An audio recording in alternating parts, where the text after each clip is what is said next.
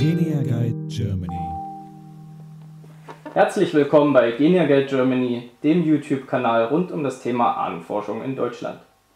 Wir sind eure Freizeitgenealogen Gregor und Philipp.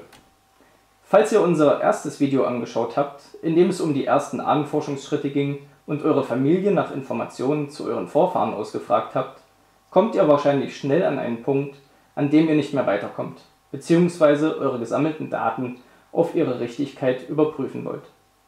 Der nächste logische Schritt ist deshalb, sich an Standesämter und Kirchen zu wenden. Personenstandsdaten wie Geburt, Hochzeit und Tod werden seit 1875 flächendeckend in ganz Deutschland von den Standesämtern erfasst. Bei Forschungen, die darüber hinaus in die Vergangenheit zurückreichen, greift man auf Kirchenbücher zurück, in denen die Personenstandsdaten bis zur Einführung der Standesämter niedergeschrieben wurden.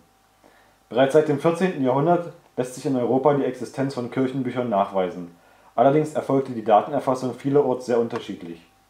Erst im 16. Jahrhundert wurde versucht, die Kirchenbuchpraxis durch Kirchenordnungen zu vereinheitlichen. Von diesen alten Beständen haben jedoch etliche Kirchenbücher die Jahrhunderte nicht überdauert. Ein historischer Einschnitt in die Überlieferung war beispielsweise der Dreißigjährige Krieg, in dessen Verlauf unzählige Bücher Opfer der Kriegswirren wurden und unwiederbringlich zerstört wurden. Deshalb stellt die Zeit des Dreißigjährigen Krieges bis heute eine natürliche Grenze für viele Ahnenforscher dar. Ebenso führten weitere Kriege und Brandkatastrophen dazu, dass sich an manchen Orten keine Kirchenbücher erhalten haben.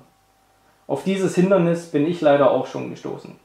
Wichtige Dokumente, die mich hätten weiterbringen können, sind beispielsweise im Zweiten Weltkrieg verloren gegangen. Abgesehen davon, ob sich die Kirchenbücher, die man benötigt, überhaupt erhalten haben, ist die nächste Herausforderung die Entzifferung der alten deutschen Schreibschrift bzw. der Kurrentschrift. Zu diesem Thema werden wir allerdings noch ein gesondertes Video drehen. Bis dahin helfen euch die zuständigen Pfarrer und Pfarrämter sicher weiter. Ein Telefonat oder eine E-Mail an den Pfarrer, in dem ihr euer Anliegen und die gewünschten Auskünfte schildert, ist ratsam. Die meisten helfen euch gerne weiter und lassen euch Abschriften aus Tauf-, Heirats- und Sterbebüchern zukommen, wofür meist eine kleine Gebühr fällig wird. Natürlich geht der Fortschritt auch an der Ahnenforschung nicht vorbei. Seite für Seite, Buch für Buch werden alte Kirchenbücher verfilmt oder digitalisiert und zum Teil sogar online zur Verfügung gestellt. Eine große Vorreiterrolle kommt dabei den Mormonen zu, welche bereits seit einigen Jahrzehnten darum bemüht sind, die Forschung auf diesem Wege zu erleichtern und allen zugänglich zu machen. Doch so groß der Hype der Digitalisierung auch sein mag, so gering erscheinen einem doch die Errungenschaften, wenn man sich die Zahl der noch nicht verfilmten oder digitalisierten Bücher vor Augen hält. Nichtsdestotrotz ist diese Entwicklung sehr zu begrüßen, erspart sie doch den Gang zu weit entfernten Archiven. Dabei ist allerdings zu beachten, dass sich natürlich auch diese Angebote refinanzieren müssen und deshalb zum Teil nicht unerhebliche Gebühren verlangt werden.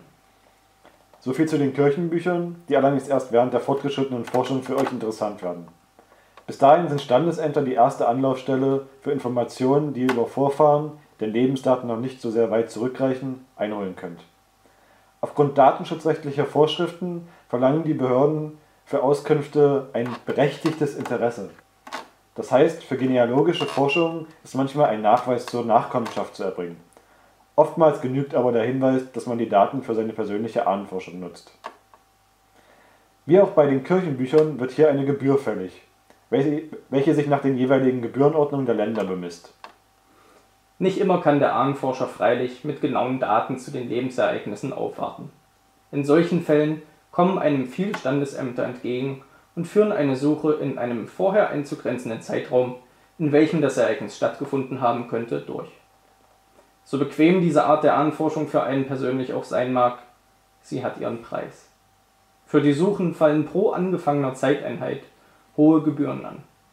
Es empfiehlt sich, wenn möglich, lieber selber zu recherchieren. Viele Standesamtsunterlagen sind nämlich in den Archiven zugänglich.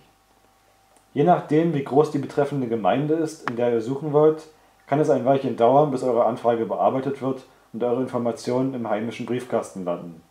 Geduld ist hier deshalb wieder die oberste Tugend eines jeden Ahnenforschers. In diesem Sinne, viel Spaß bei euren Forschungen und bis zum nächsten Mal. Eure Freizeitgenealogen. Das war's für heute bei Genia Guide Germany. Wenn euch das Video gefallen hat, dann lasst es uns wissen und gebt ihnen einen Daumen nach oben. Und wenn ihr weiter auf dem Laufenden bleiben wollt, dann abonniert unseren Kanal. Beim nächsten Mal erfahrt ihr dann, welche unterschiedlichen Darstellungsformen es für die gefundenen Ahnen gibt. Wir freuen uns, wenn ihr wieder einschaltet.